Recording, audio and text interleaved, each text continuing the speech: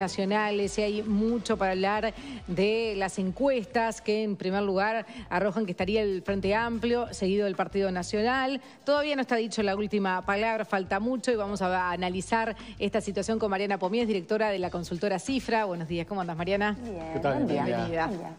Bueno, ¿cómo podemos decir que cierra este año en materia electoral?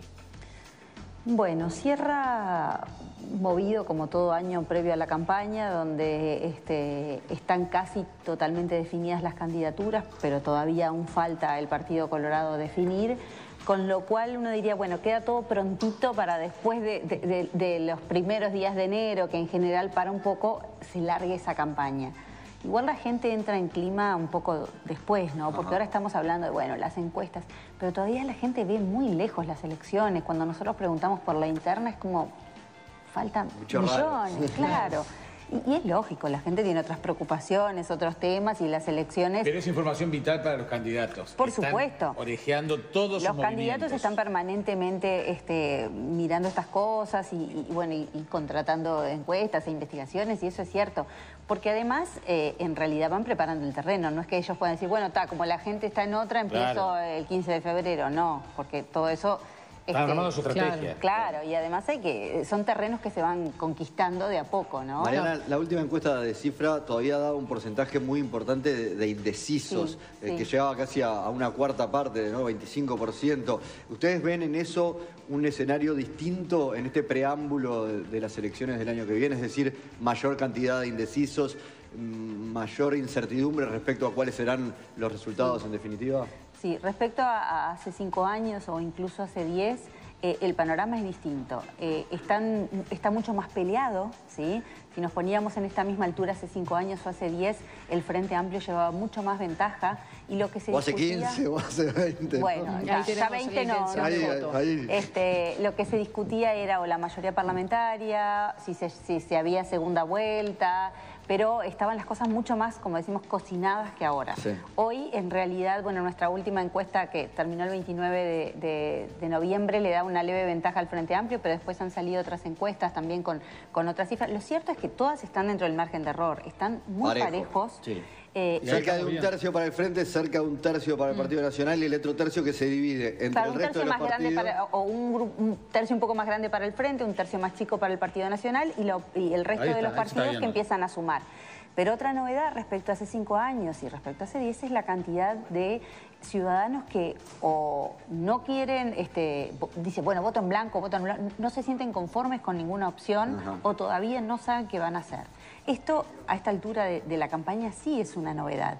Y eso habla como de un humor, de un estado de ánimo de los uruguayos que se refleja también en otras cifras, donde el gobierno del Frente Amplio llega a un comienzo de campaña electoral mucho peor parado que hace 5 años, donde la figura del presidente no tiene la fuerza que tenía Mujica hace 5 o Tabaré Vázquez hace 10. Hace 10 Tabaré Vázquez se iba... Vázquez tiene 50% de desaprobación. Sí, y en su propio partido tiene también como bastantes enojos. Y una caída que se da además durante este periodo de gobierno. Vázquez empieza este gobierno también, como terminó Mujica, con niveles... Sí, no tan bien como empezó Mujica. O sea, es como que ha venido un poquito... Cayendo. Deteriorándose de a poco, pero en los últimos 5 años, o 4, porque todavía la figura de Tabaré Vázquez, o la gestión más que la figura, porque le va mejor a él como persona que en su gestión, con muchos problemas. Y ahí hay un tema también que es el de la situación económica, ¿no? Y tenemos la placa que ustedes prepararon también que refleja eso, y es la percepción sobre la situación económica. Tanto se habla de que la gente vota con el bolsillo, y acá la discusión va por fuera de si a la economía le va bien o mal, si se crece, no se crece, si el empleo... Acá es lo que percibe la gente, y la gente está percibiendo una situación económica, por lo menos la mitad de las personas, que no es demasiado buena. Eso es otra diferencia respecto a campañas anteriores, ¿no? Y por eso nosotros también creemos que tiene tanto peso la evaluación de la situación económica, porque otros problemas se venían percibiendo desde hace tiempo y también eran fuertes, como el tema de la inseguridad. Claro. Y no quiere decir que sea un problema menor, pero para las personas la seguridad es importante, pero también lo económico, el poder proyectarse, el poder vivir con su presupuesto medianamente bien. Y hoy lo que pasa es que la percepción es que la situación económica no es buena. Hay una coincidencia temporal entre la caída de la intención de voto al Frente Amplio y una percepción... El deterioro de la percepción de la economía. Y otra cosa que decayó también, que es importante, es la percepción de qué va a pasar en el futuro. Nosotros siempre preguntamos, bueno, este año, ¿y cómo va a estar el año que viene? Y siempre era mejor de lo que es ahora. O sea, estamos también un poco más O por lo menos hay una sensación más optimista Claro, del estamos futuro. preocupados por la situación económica, por el desempleo. Los uruguayos están preocupados porque no solo porque aumenta el desempleo, sino porque perciben que es muy difícil conseguir empleo en Uruguay. De eso también tenemos una placa que nos dejaron ustedes de lo difícil que es conseguir un empleo. Claro, y esto es dramático porque la percepción de la situación económica está atada al empleo.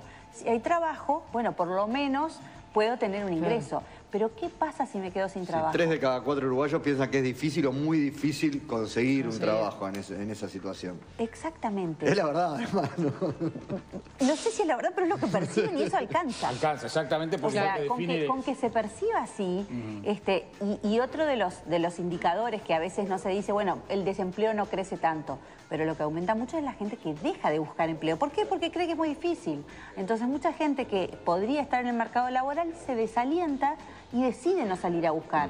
Entonces el desempleo es una cosa, pero además hay una sobrecifra a eso, que es la cantidad de gente que ya no busca. Por eso el dato de la tasa de empleo está siendo muy observado cuando salen los datos, porque en realidad hay que considerar también la cantidad de gente que se ha directamente expulsado y que pasaron a ser inactivos. Por eso te decía, es verdad, porque hay algo de eso que también se ve en los números oficiales del INE. Y todo esto arma un combo difícil para el gobierno. Claro.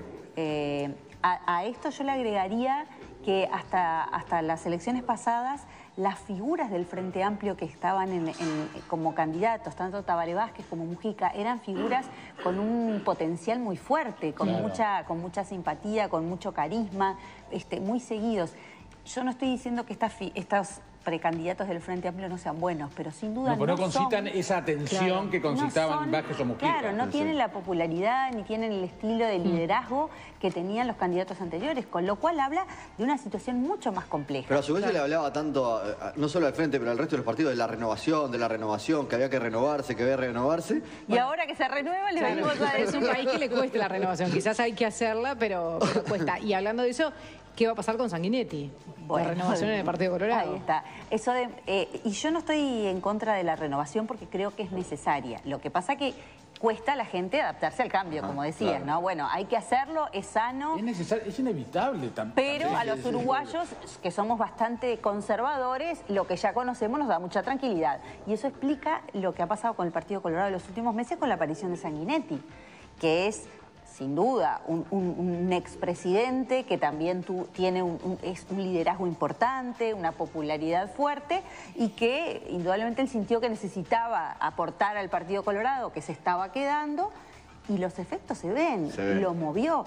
No quiere decir que esté disputando la presidencia, ni estamos hablando, pero logró mover algo que parecía que era difícil de mover. En eso, Mariana, Sanguinetti puede tener un techo corto, porque digo, ¿quién hoy puede dudar si quiere votarlo o no votarlo de que lo conoce a Sanguinetti? ¿Cuánto puede pesar una campaña en que gente decida votarlo o no votarlo? ¿Cuánto más puede crecer? No lo sé. Eso es una pregunta difícil. Tampoco sé si efectivamente Sanguinetti va a oficializar su falta eso, ese detalle, claro. Claro, entonces es muy estamos hablando... ese dato. Es muy importante. Yo creo que aún si él lo oficializa... Voy a decir una cosa muy atrevida, no creo que él esté pensando que va a ser el próximo presidente de los uruguayos. Yo creo que ahí hay cierto altruismo de decir, bueno, sacrifica cierta cuota, porque él siempre fue ganador, y presentarse y saber que no es ganador, a costa de estar convencido de que eso es bueno para el Partido Colorado. Ella ha dado esas señales, ¿no? En algunas entrevistas que ha tenido, en ese debate que no fue tal con la calle Pou. Y en esa reunión también con la calle Pou y Larrañaga, ¿no? Sí. ¿Y qué rol juegan en esta campaña los nuevos, los outsiders, como Talvi, Sartori, Novik? Bueno, yo creo que algunos juegan un rol mucho menos importante del que le damos en el discurso, ¿no? Porque a nosotros las cifras nos dan, bueno, Sartori recién está empezando, pero no ha generado ni expectativas, ni novedad, ni entusiasmo.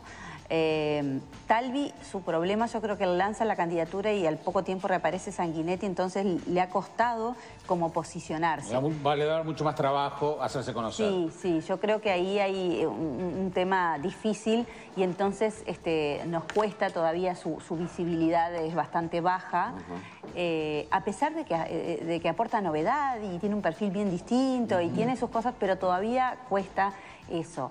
Entonces yo creo que, y además creo que va a ser una campaña bastante polarizada, con lo cual para los pequeños o los outsiders es más difícil todavía hacerse notar.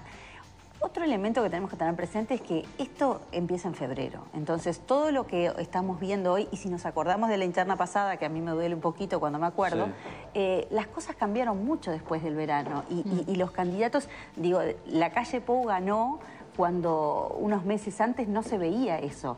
Y fue porque también esa carrera fue muy dinámica, con mucha novedad, y más cerca del momento en que la gente se pone a decidir. O sea que no está muy claro la interna del Partido Nacional hoy. Hoy sí. Está bien pero hoy está clara. Bien. Pero yo no apuesto nada. Que esto se mantenga. Exactamente. ¿Por qué? Porque la gente todavía no está prestando tanta atención como para tomar su decisión. La interna es una elección no obligatoria, lo cual la hace diferente a las elecciones nacionales, porque hay que decidir ir a votar ese día, claro. Hasta jugadas de algunos partidos que votan cruzado. Gente súper politizada. Hay mucha estrategia en la interna. Sí. Después en las otras es diferente. Y esta cae en medio de las vacaciones de julio, en medio de la Copa América, con un frío impresionante, donde llueva, no sé, hay mesas que yo le ni abran, pero no importa la parada, pero te incide por supuesto, y además en estas elecciones vamos a tener plebiscito. Exactamente, lo que también aporta, no que tengamos plebiscito, porque las pasadas también tuvimos, pero aporta una novedad que es la estrategia de Larrañaga, ¿no? Que es un candidato, en alguna medida la interna del Partido Nacional parecía repetirse, ¿no? Otra vez disputándose la calle Pou, Larrañaga, si bien hoy hay figuras nuevas que yo creo que le aportan su cosa a la interna, y para el Partido Nacional es muy importante que estén, la calle Pou venía con bastante ventaja y esta última jugada de Larrañaga movilizó un poco el tablero, porque es cierto, creció en visibilidad, presentó una estrategia que a la gente con un tema que a la gente le preocupa, logró alcanzar las firmas, que no es fácil en Uruguay. Y rápido, y pasó por mucho. Y va a instalar el tema de la seguridad de este plebiscito en la campaña. Exacto. Igual ya tuvimos, acuérdense, la campaña pasada era la baja de la imputabilidad. La inseguridad siempre estuvo. Por eso te quería preguntar si eso no es una especie de arma de doble filo, donde vos primero juntás las firmas y ponés el tema del plebiscito, le pasó a Bordaberry, pero después la gente ya no te tiene que votar a vos para que eso salga. Entonces vota el plebiscito, pero vota otro candidato. Exacto. Depende, además esos plebiscitos depende de que los partidos se ensobren, que la gente entienda que tiene que poner, o sea, son muy difíciles. Pero yo creo que sí le ha servido a Larrañaga para posicionarse de vuelta. Sí, eso para él ha sido una estrategia positiva. Ahora, ¿qué pasa en febrero cuando se presentan y ahí las cosas empiezan a cocinarse? Por eso te digo, hoy la calle Pou tiene ventaja. Pero yo no me animo a decir que las cosas están totalmente definidas. Uno lo ve con ¿Y en el Frente Amplio? ¿En el caso de Martínez? Bueno, también hoy Martínez tiene ventaja. Y con un nivel de visibilidad y popularidad mayor que los otros, pero no hay que olvidar los apoyos y los aparatos que van a mover los otros candidatos, sobre todo Carolina Cose con el MPP. Entonces hay que ver qué pasa en febrero cuando el MPP se ponga esa campaña, si lo va a hacer, al hombro e intente competirle a Martínez. Claro, nosotros los uruguayos estamos acostumbrados a irnos a dormir sabiendo quién es el próximo presidente o presidenta. ¿Qué va a pasar en el 2019? ¿Qué pregunta? No lo sé. La verdad que parece mucho más difícil que hace 5 años. Bueno, además nos vamos a dormir con esa certeza en noviembre, no en octubre. Y yo creo que la campaña va a ser muy dura, mucho más dura que campañas anteriores. Y cuando las cosas se ponen así, a veces los resultados se vuelven más inciertos, ¿no? Entonces...